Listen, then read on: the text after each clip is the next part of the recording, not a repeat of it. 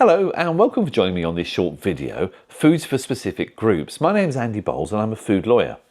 Now this is number 14 in a series of 100 videos that I'm recording on UK food law topics.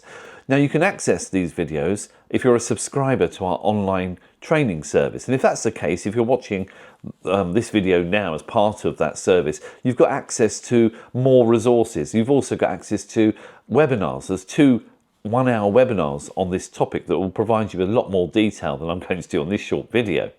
But of course you may be watching this on our YouTube channel and you're more than welcome. So what are foods for specific groups? Well, there is a regulation that covers this whole area. And there are four sort of main categories. The first two I'm not going to deal with on this video. That is infant foods and processed cereal based foods and other baby foods. I'm going to deal with those on a separate video, which I've done on infant foods. The two topics I'm going to cover on this particular video are foods for special medical purposes and the total diet replacement for weight control products. Now, just a general point before I move on to those particular two topics. There are requirements in the UK to notify the food authorities under certain circumstances.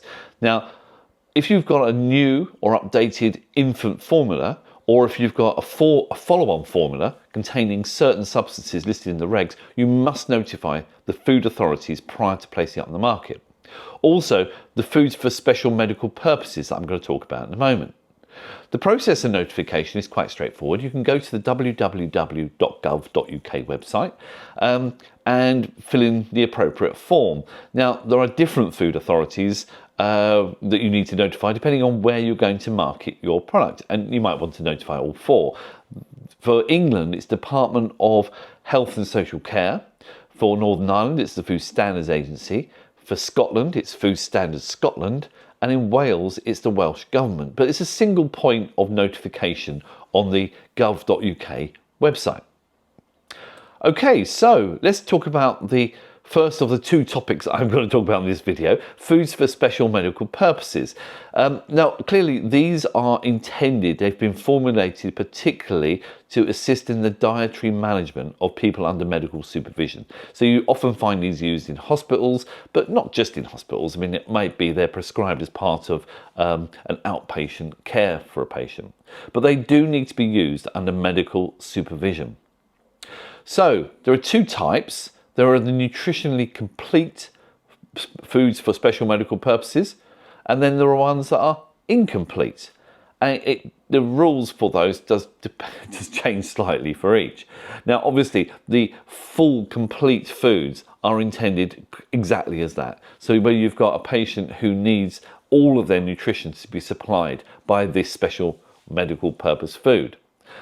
Whereas the other one, it might be that the patient is lacking in a particular nutrient or has a particular condition that requires targeted nutrition, then they will use this nutritionally incomplete food.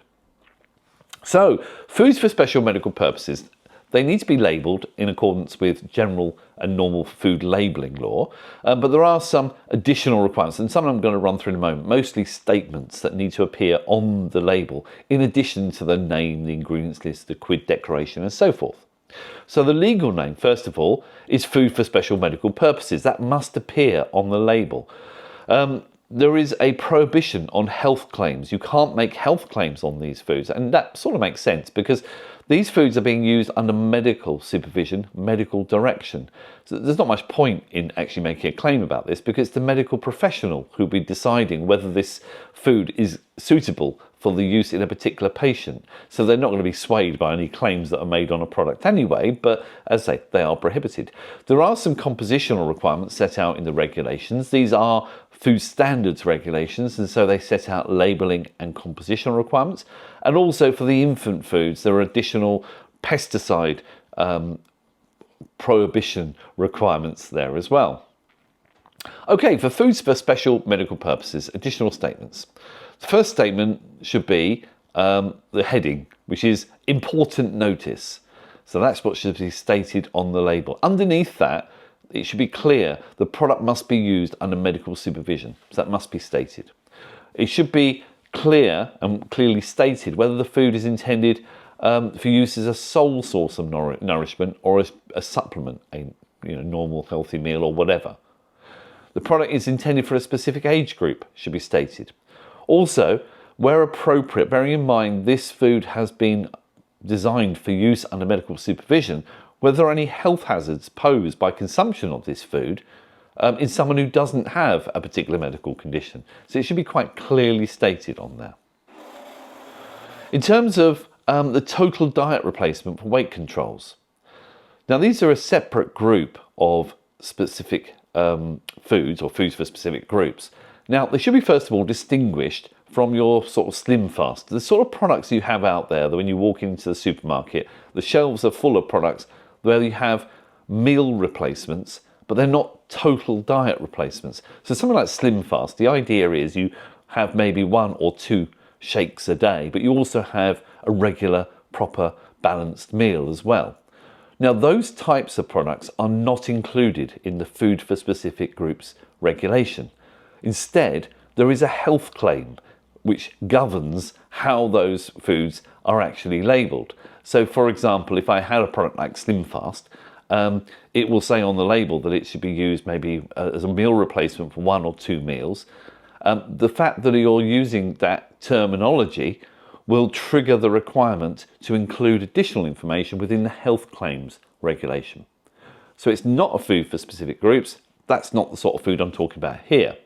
We're talking about total diet replacement for weight control, specially formulated for energy restricted diets for weight reduction.